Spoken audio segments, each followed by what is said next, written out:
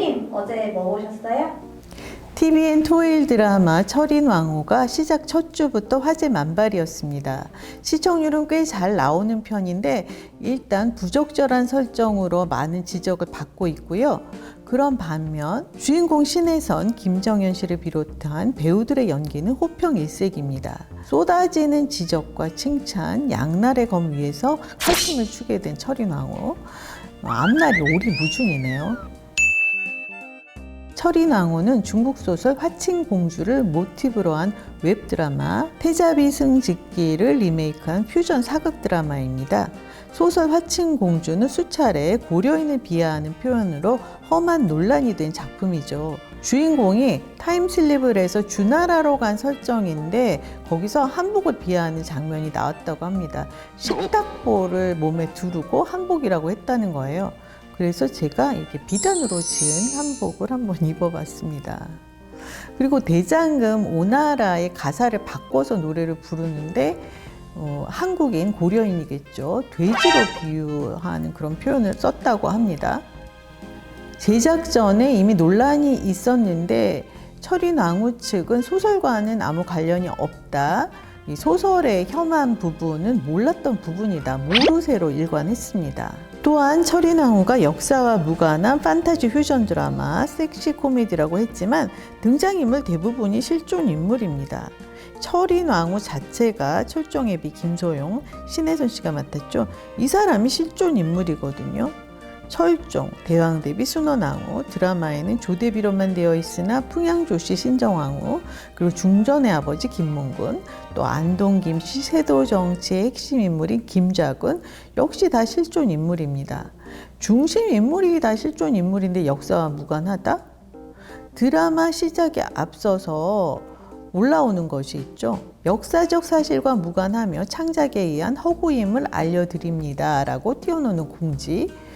이 글이 방패막이가 될 수는 없습니다. 특히 풍양조씨 문중이 대노했다고 합니다. 극 중에서 조대비가 중전이 될 김소용을 대면하는 자리에서 부적을 권하잖아요. 그리고 아들 낳는 비법을 알려주겠다면서 19금 포즈로 장황하게 설명을 이어갔죠. 이거는 뭐 대놓고 희화한 건데 풍양조씨 문중에서 발끈할 만한 일입니다. 이 왕비를 배출한 가문이라는 자부심이 있었을 텐데요. 이 조대비, 그러니까 신정왕후는 순조의 아들 효명세자의 부인입니다. 2016년 KBS 드라마 구름이 그린 달빛, 이 드라마에서 배우 박보검 씨가 효명세자로 나왔었죠. 그러니까 최수빈 씨가 맡은 조화연 낭자가 바로 신정왕후입니다. 캐릭터 설명을 보면 눈처럼 하얀 피부와 붉은 입술, 칠흑같이 검은 머리에 얼음장처럼 냉정하고 도도한 성격까지 더해져 백설낭자라 불린다라고 되어 있어요. 그랬던 효명세자가 21살 나이에 요절하는 바람에 아들인 헌종이 보위에 오르게 됩니다. 8살이었다고 해요. 헌종이 보위에 오르면서 풍양조씨의 세상이 됐죠. 그런데 그 세상도 얼마 가지 않았습니다. 헌종도 23살 젊은 나이에 요절을 했거든요.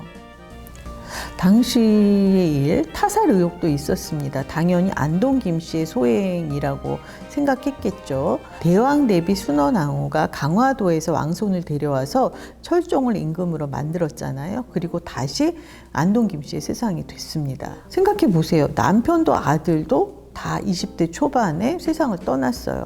그 조대비의 심경이 어떻겠어요? 자식을 앞세운 부모의 심정을 참척이라고 하잖아요. 정말 애통한 심경이었을 텐데 헌종이 승하하고 철종이 보위에 오르고 그리고 국혼까지 한 2년 남짓한 기간입니다.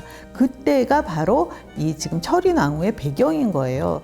그런데 이 조대비가 무슨 경황이 있어서 물색 옷을 입고 그렇게 뭐 부적을 언급하고 또 이렇게 잠자리 기술에 대해서 장황하게 설명을 하겠어요. 이거는 언어 도단이죠.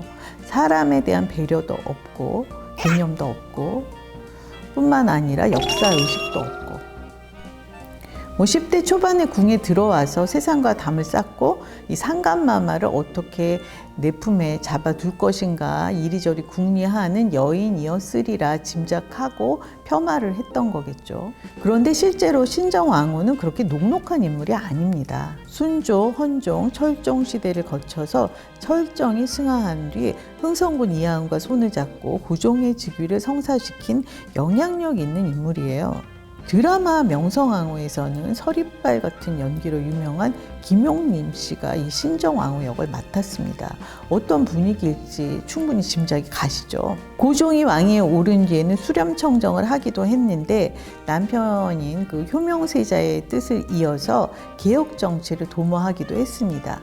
그래서 철종, 고종이 나오는 사극에는 이 신정왕후가 빼놓지 않고 등장하거든요. 그런데 이렇게 뇌가 맑은 타입으로 그린 건 처음이에요. 그러니까 앞서 그 드라마 명성황후에서 신정왕후 역을 맡았던 김용림 씨도 아마 그 장면을 보면 어이없어 하셨을 것 같습니다. 이번 드라마에는 나오지 않았는데 실제로는 대왕대비, 조대비 그리고 헌종의 비인 효종왕후가 또 있죠.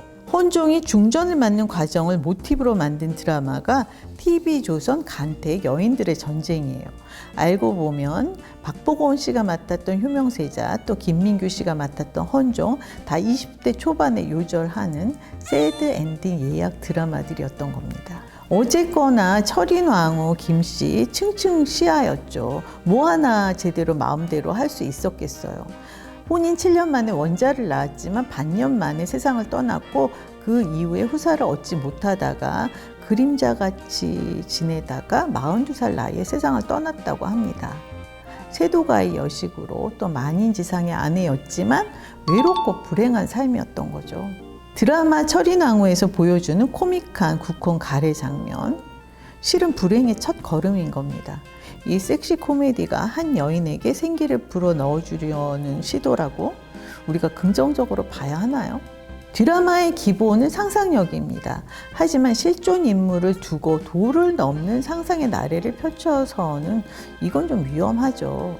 선은 분명히 지켜야 합니다. 제 드라마 속 인물, 이 셋이 동일 인물이라는 얘기인데 아주 캐릭터가 너를 띄죠. 초년에는 품위 있고 도도했다가 중년에는 난데없이 미신을 믿고 색을 밝히는 주책 바가지로, 노년에는 권력지향적인 인물로, 이 셋이 이렇게 캐릭터가 다른 거예요. 같은 인물인데. 사람이 취향이 있고 성향이 있고 가치관이 다르기 마련인데 후대의 사람들이 재미삼아서 이렇게 실존 인물을 갖고 장난질을 쳐도 되나요? 신정왕후가 정말 무덤에서 뛰쳐나오고 싶을 것 같아요. 게다가 이미 많은 기사가 나왔는데요. 언제까지 종묘제례학을 추계할 거야. 술이 들어간다. 쭉쭉쭉쭉쭉. 조선왕조 실록도 한낱 찌라시네. 괜히 쫄았어. 이 유네스코 세계 문화유산에 등재된 종묘제례학과 조선왕조 실록을 폄하한 부분, 제작진이 실수를 인정하고 반성하고 그리고 주의하겠다고 공언을 했습니다. 시청자로서는 뭐 지켜볼 수밖에요. 이렇게 되면 안타까운 건 신혜선 씨 연기입니다. 아니, 신혜선이 이렇게 연기 잘하는 배우였어? 놀란 분들 많으실 텐데요. 저도 열심히 하는 배우인 건 알았지만 기대를 뛰어넘는 연기였습니다. 여성이 남성을 자연스럽게 연기한다는 게 쉽지 않죠. 2010년 SBS 드라마 시크릿 가든에서 현빈 씨하고 하지원 씨 극 중에서 영혼이 바뀌는 설정이 있었는데요. 그때는 과장된 남자 흉내가 과히 필요치 않았던 것이 극중 현빈 씨가 맡은 김주원이라는 캐릭터가 좀 비교적 조신한 스타일이잖아요. 그래서 길라임을 맡은 하주원 씨가 파격 연기 변신을 하지 않아도 됐던 거예요. 반면 철인왕후의 장봉환은 나 남자임내 과시하는 캐릭터이니까 신혜선 씨가 연구와 노력을 많이 했겠죠. 목욕탕 안에서 다리 대자로 뻗고 있는 장면, 다리 방정맞게 덜덜 떠는 장면, 예쁜 여성에게 쏘아대는 음흉한 눈빛, 가히 압권입니다. 최진혁 씨의 목소리도 신혜선 씨의 연기를 돕고 있고요.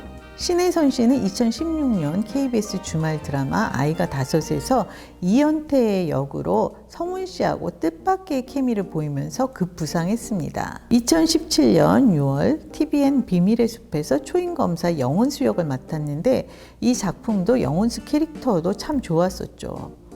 그리고 이어서 KBS 주말극 황금빛 내 인생을 통해서 대망의 주연 자리에 올랐지만 제가 맞듣지 않아 한 드라마입니다. 왜냐하면 KBS가 성추문 논란이 있는 박시우 씨에게 KBS 주말극 주인공 자리를 내줬기 때문이에요.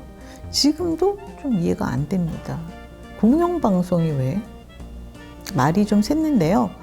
어쨌든 철인왕후를 통해서 신혜선 씨가 얼마나 연기를 열심히 하는 배우인지 연기력이 뛰어난지를 입증했지만 한편으로는 왜 이런 논란이 있는 작품을 선택했는지 또 꼬리표가 계속 붙을 것 같아요. 이번 논란 제작진이 주의를 하겠다고 하니까 시청자는 지켜볼 수밖에 없는데 여러 가지로 아쉬움이 많이 남는 드라마입니다.